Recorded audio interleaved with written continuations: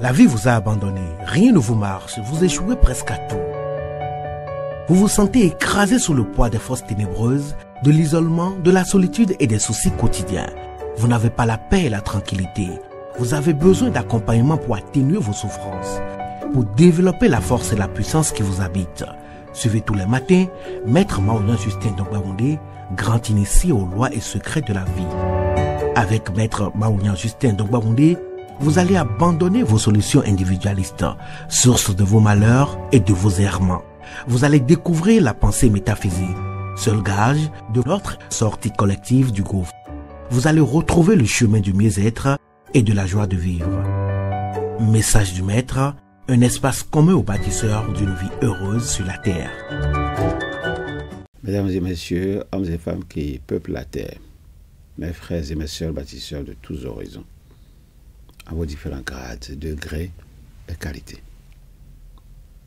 Je voudrais prendre ici la parole pour exprimer à chacun et à tous ma profonde et sincère reconnaissance pour vos soutiens de tous les instants. Je voudrais, pour le compte de cette 10e saison, poursuivre avec vous le voyage qui nous conduit au cœur des systèmes de croyances existants dans le monde, pour vous aider à découvrir, d'une part, ce qui se cache derrière ce que vous croyez comprendre de ce que l'on vous dit. Vous aider à découvrir, d'autre part, les effets directs de ces systèmes de croyances sur la vie des hommes et l'avenir des sociétés humaines, celles de l'Afrique contemporaine notamment. Dans mon message de ce jour, nous allons consacrer à nouveau quelques minutes pour suivre quelques détails du film Galilée ou l'amour de Dieu, un film auquel vous êtes plus ou moins habitués. Suivez cet extrait. Galilée, pensez-vous que le Nouveau Testament s'adresse uniquement au peuple, aux pauvres, aux non-instruits? Nullement. Le livre sacré est la référence ultime pour tous ceux qui épousent la foi catholique. Pourtant, vous avez écrit dans une lettre à Christine de Lorraine que l'interprétation littérale de la Bible était bonne pour le vulgaire, mais que les lettrés devaient lire le texte différemment, de manière métaphorique. Lorsqu'on parle de la main de Dieu, le bon peuple imagine Dieu avec une main. Mais pour le lettré, évidemment, c'est une image, car Dieu n'a pas de main. Je vous cite. J'ai voulu dire que celui qui a fait des études et qui réfléchit apprécie mieux la beauté et la profondeur des Écritures que le vulgaire. C'est pour ça qu'on les enseigne à l'université. Croyez-vous vraiment que l'épisode de Josué dans la Bible puisse être interprété de manière allégorique? Dans ce cas, la mobilité du soleil et l'immobilité de la terre ne pourraient être qu'une apparence. Vous l'avez écrit. Le croyez-vous? Oui, je le crois, Éminence. Vous avez été jusqu'à écrire cette phrase blasphématoire. Certaines expressions des Saintes Écritures ne correspondent pas à la réalité. Ne savez-vous pas que seule l'Église peut modifier l'interprétation des Écritures? Oui, je le sais. Et je l'admets. C'est pourquoi j'ai cherché à convaincre l'Église de le faire, ou tout au moins de l'esquisser, en ce qui concerne le système du monde. Vous pensez donc bien que le système de Copernic est le vrai? Décidément, cette question m'est fréquemment posée. Oui, je pense qu'il pourrait être vrai s'il était démontré. Et je pense que nous devons peut-être nous préparer à cette idée. D'ailleurs, vous savez, Copernic n'était pas le premier à le soutenir. Pythagore pensait à peu près la même chose, et Platon, lui-même, à la fin de sa vie. Aristarque de Samos en avait fait l'exposé le plus complet. Et j'ajouterais que pendant les 50 années qui ont suivi la mort de Copernic, personne ne s'est élevé contre cette idée, à part un hérétique, Luther. Vous affirmez votre soumission à l'Église. Or, depuis 20 ans, vous détruisez petit à petit les théories d'Aristote. Pourtant, à travers saint Thomas d'Aquin, ces théories ont été confirmées par le Concile de Trente. Non seulement je ne suis pas un ennemi d'Aristote, mais je me considère comme son successeur. Oui, comme son disciple. Ne manquez pas d'audace. Vous avez détruit sa théorie sur la chute des corps. Vous niez l'immobilité du ciel. Vous suggérez qu'il s'est trompé en mettant la Terre au centre de l'univers. Et vous dites son disciple? Je n'ai pas détruit la théorie d'Aristote sur la chute des corps. J'ai démontré qu'elle était fausse, qu'il fallait lui en substituer une autre. C'est pas la même chose. Je n'ai pas détruit Aristote, je l'ai corrigé. Que voulez-vous dire par corriger? Rien de plus que ce que le mot veut dire. Aristote est la référence scientifique en toutes choses, comme l'a établi le Concile de Trente. En ajoutant que l'interprétation de la réalité physique revient à l'Église et à elle seule. Comment pourrait-on démontrer qu'Aristote a tort? En l'accusant, vous accusez encore l'Église. Vous voulez corriger l'Église? Mais c'est ridicule. Qu'est-ce que vous dites? Je suis fidèlement les enseignements d'Aristote et ceux du Concile de Trente. Que disait Aristote? L'expérience est reine, la théorie est toujours subordonnée à l'expérience. Et alors? Alors, j'ai réalisé une expérience qui a montré qu'Aristote avait tort sur la chute des corps, et cela en suivant précisément sa méthode. Il disait que la chute d'un corps était proportionnelle à sa masse, autrement dit qu'un objet lourd tombe plus vite qu'un objet léger. Mais ça, tout le monde peut le voir. Plus un objet est lourd, plus il tombe vite. Vous croyez? Bien sûr. C'est comme pour l'explication du jour et de la nuit. Vous vous efforcez de nier l'évidence, Galilée. Vous nous prenez pour des simples d'esprit. Et vous nous racontez n'importe quoi. N'importe quoi? Bien sûr. N'importe quoi. Eh bien, moi, je dis que les objets, s'ils sont quelque peu massifs, tombent tous à la même vitesse, quel qu'en soit le poids, et je vais vous le démontrer. Vous permettez?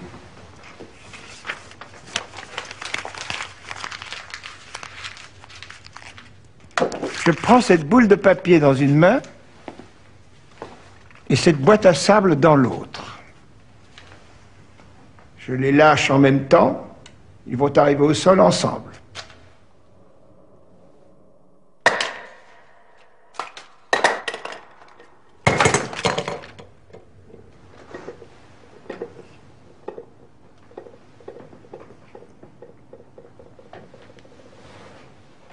Vous pouvez recommencer? Très volontiers. Je reprends les deux mêmes objets. Regardez bien. Mais quelle diablerie utilisez-vous? Je n'utilise aucune diablerie. Faites l'expérience vous-même.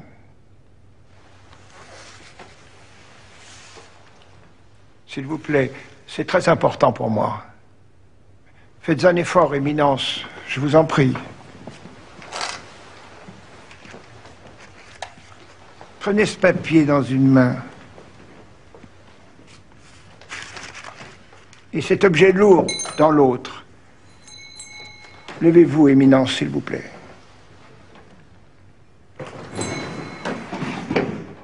Levez les bras plus haut. Et lâchez les objets en même temps. Je comprends pas. Aristote, pourtant, avait fait lui-même cette expérience. Il disait... Le gland tombe plus vite que la feuille de chêne. Exactement. Comment expliquez-vous cette contradiction? Moi aussi, les observations d'Aristote m'ont longtemps troublé. J'ai réfléchi longtemps, car j'étais persuadé que si j'expliquais cette contradiction qui existe entre ses observations et les miennes, je découvrirais une loi fondamentale de la physique, si Dieu le voulait.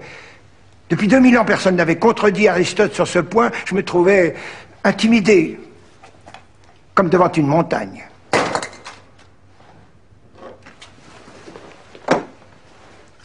Et puis un matin, j'ai eu tout à coup une illumination. Je m'écriais « Eureka !» Oui, comme Archimède. J'ai trouvé, Aristote avait oublié une donnée essentielle, la résistance de l'air.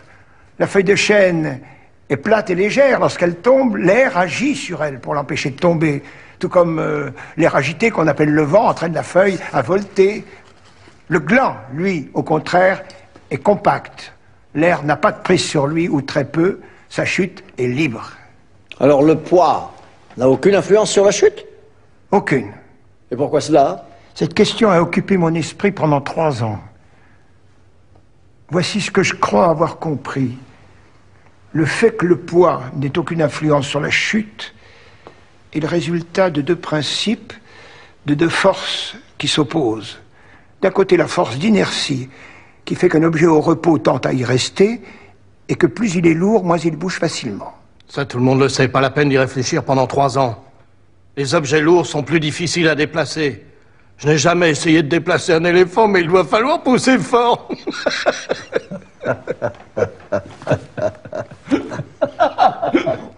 Bien sûr, plus ils sont lourds, moins ils bougent. Mais d'un autre côté, nous avons ce que j'appellerais la force de gravité, force mystérieuse qui attire tous les objets à la surface de la Terre vers les profondeurs terrestres. C'est pour ça que les objets tombent. Et plus ils sont lourds, plus ils tombent vite. Mais la force d'inertie est là qui les freine, les retient. Et plus ils sont lourds, plus elle les retient. Alors d'après vous, un éléphant et une figue, par exemple, tomberaient à la même vitesse? Mais oui, la force d'attraction de la Terre s'exerce plus fortement sur l'éléphant que sur la figue, parce qu'il est plus lourd. Mais dans le même temps, la force d'inertie s'exerce également plus fortement sur l'éléphant que sur la figue, parce qu'il est plus lourd. Alors les deux forces s'annulent. Mais oui, les deux forces s'annulent, et la vitesse d'un corps quand il tombe ne dépend pas de sa masse. Votre raisonnement est difficile à suivre. Et plus encore à croire. J'ai fait l'expérience plus de 1000 fois. Vous voulez que je recommence? Non, ce n'est pas la peine. Je n'aurais jamais découvert ce phénomène sans l'aide de Dieu. Il nous a donné le goût de la vérité. Et en même temps, il nous la cache. Il a fondé les lois de la nature en utilisant le langage secret qu'on appelle les mathématiques, mais c'est à nous de découvrir ces lois et de déchiffrer ce langage. C'est la recherche scientifique qui nous permet de nous rapprocher de Dieu et d'expier le péché originel. Nous, les savants, nous sommes les hommes de Dieu, choisis par lui. Mon ambition est de mieux comprendre l'univers pour me rapprocher davantage de lui. Alors je suis le chemin qu'il m'a tracé. Car sans lui, je ne pourrais rien.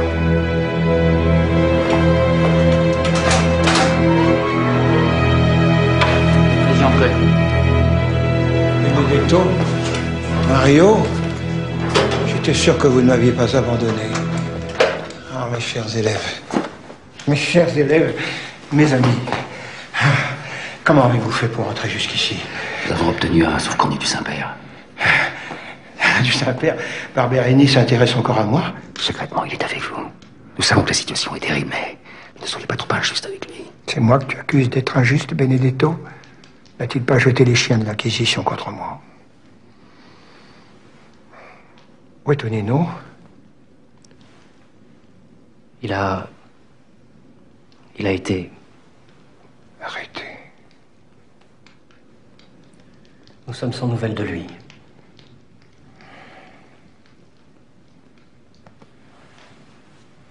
Prions.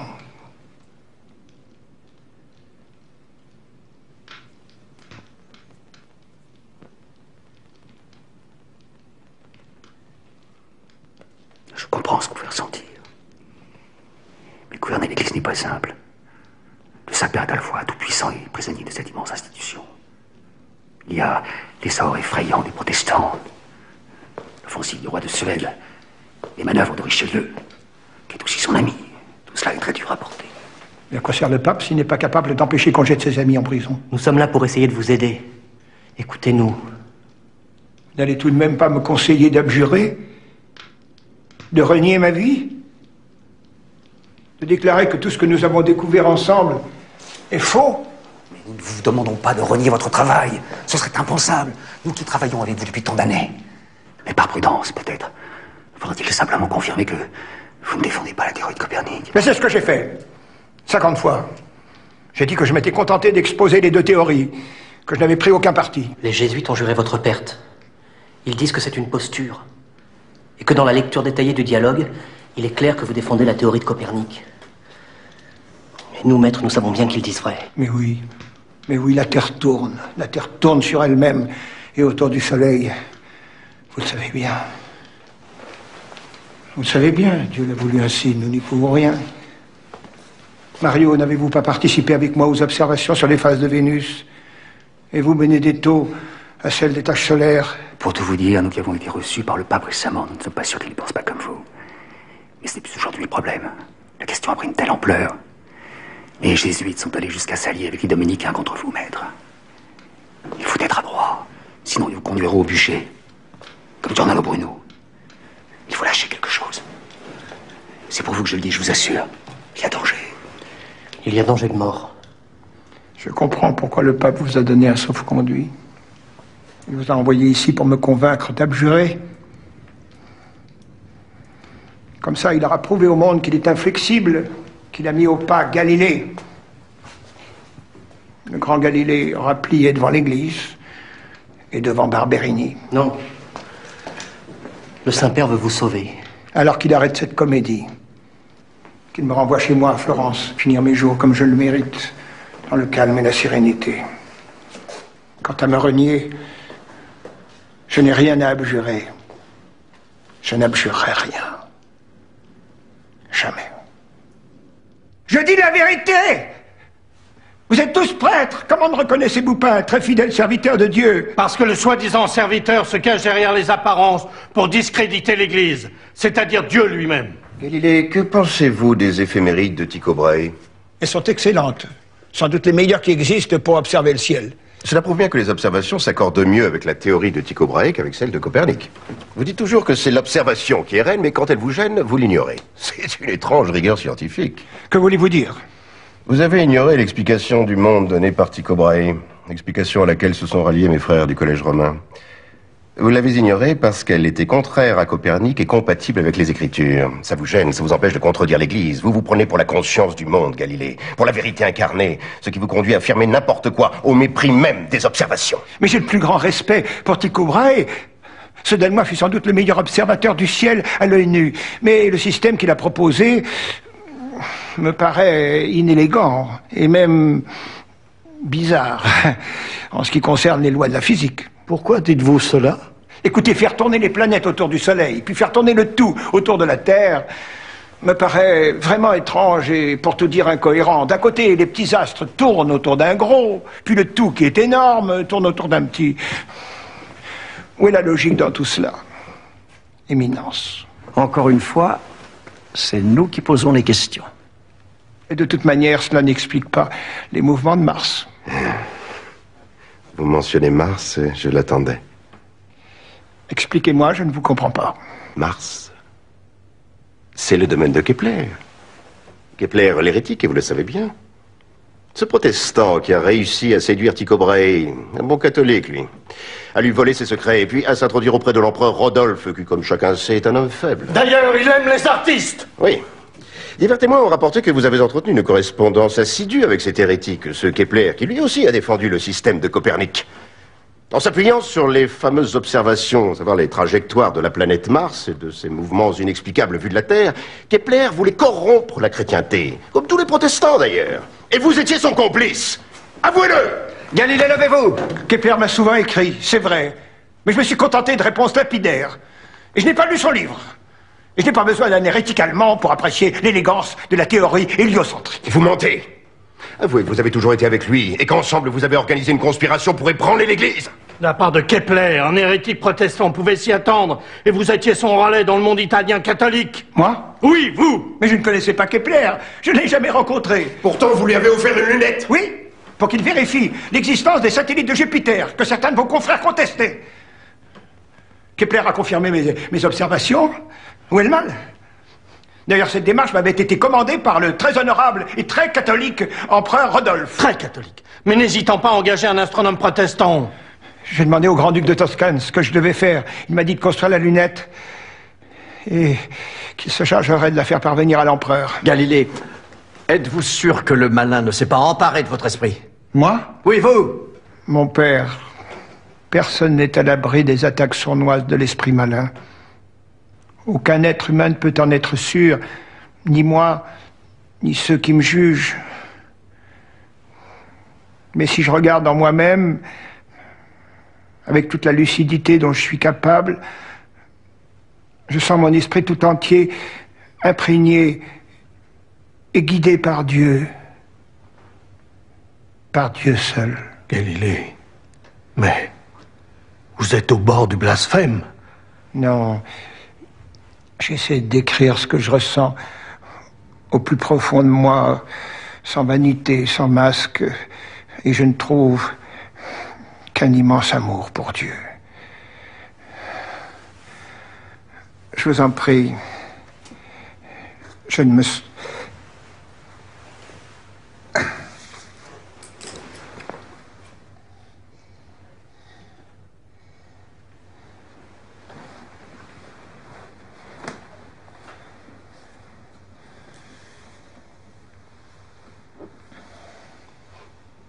Et nous, Galilée? Croyez-vous que nous n'aimons pas Dieu? Nous lui avons consacré notre vie. Croyez-vous sincèrement que nous puissions placer une seule chose au-dessus de l'amour de Dieu?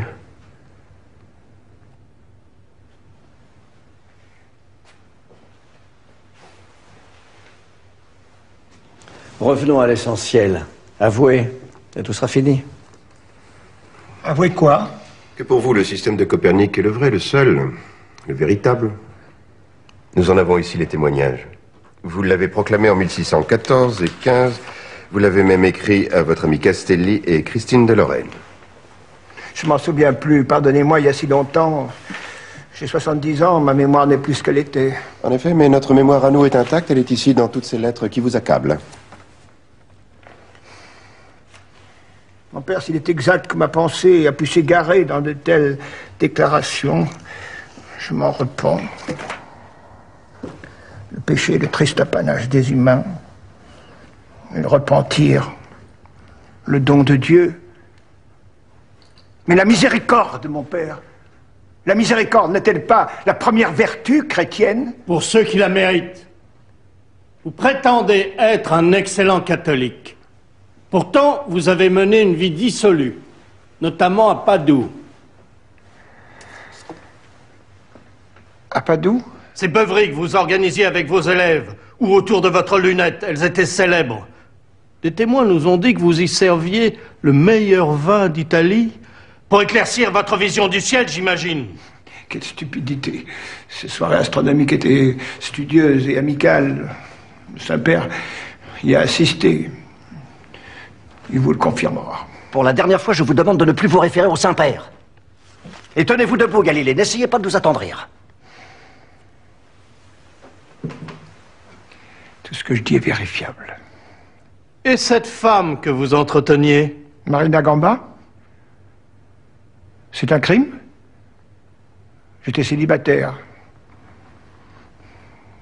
Je n'ai prononcé aucun vœu de chasteté. Moi. Que signifie ce moi? Rien d'autre que ce qu'il dit. L'insolence, Galilée, ne peut que vous nuire. Vous êtes donc fier d'avoir vécu dans la fornication au vu et au su de tous? J'ai vécu pendant 15 ans avec Marina Gamba. Maintenant, elle est morte. Et je n'ai plus que les enfants qu'elle m'a laissés, mes 2 filles qui sont au couvent, et mon fils Vincenzo. En attendant le prochain message, je vous demande de continuer à vous familiariser avec cette invocation simple. Invocation à répéter chaque jour. À partir de 5 heures de préférence et à intervalles réguliers de 2 heures jusqu'à 21 heures. Veuillez bien répéter après moi. Au commencement était la pensée. Au commencement était la pensée. La pensée se manifesta sous la forme d'idées. La pensée se manifesta sous la forme d'idées. L'idée prend corps dans notre conscience et se traduit par la parole, le geste ou l'écriture. L'idée prend corps dans notre conscience et se traduit par la parole, le geste ou l'écriture. Cette parole projetée sur la matière devient notre action. Cette parole projetée sur la matière devient notre action. Je suis donc pensée, parole et action. Je suis donc pensée, parole et action. Alors, si regarder en arrière vous cause du chagrin et regarder en avant vous inspire de la crainte, je vous suggère tout simplement de regarder tout près de vous, à côté de vous. J'y suis. Je, c'est l'ISEP. L'ISEP pour vous accompagner dans vos désirs respectifs d'apprendre à capitaliser ce qui vous permet de vous éloigner des systèmes d'endoctrinement et de falsification de la vérité. L'ISEP pour vous accompagner dans vos désirs respectifs d'apprendre à assurer, à travers vos comités de défense de la vie, assurer la promotion de la pensée métaphysique qui, aujourd'hui, est l'alternative crédible pour, comme nous le dit Jean-Paul II, pour fonder le concept de la dignité humaine, et moi j'ajoute, et bâtir une vie heureuse sur la terre. Ensemble, pour gagner le pari des connaissances vraies, des connaissances justes, des connaissances libératrices. Au revoir. À bientôt. La vie vous a abandonné, rien ne vous marche, vous échouez presque à tout. Vous vous sentez écrasé sous le poids des forces ténébreuses, de l'isolement, de la solitude et des soucis quotidiens. Vous n'avez pas la paix et la tranquillité. Vous avez besoin d'accompagnement pour atténuer vos souffrances, pour développer la force et la puissance qui vous habitent. Suivez tous les matins Maître Maouyan Justin Dongbaoundé, grand initié aux lois et secrets de la vie. Avec Maître Maouyan Justin Dongbaoundé, vous allez abandonner vos solutions individualistes, source de vos malheurs et de vos errements. Vous allez découvrir la pensée métaphysique, seul gage de notre sortie collective du gouffre. Vous allez retrouver le chemin du mieux-être et de la joie de vivre. Message du Maître, un espace commun aux bâtisseurs d'une vie heureuse sur la terre.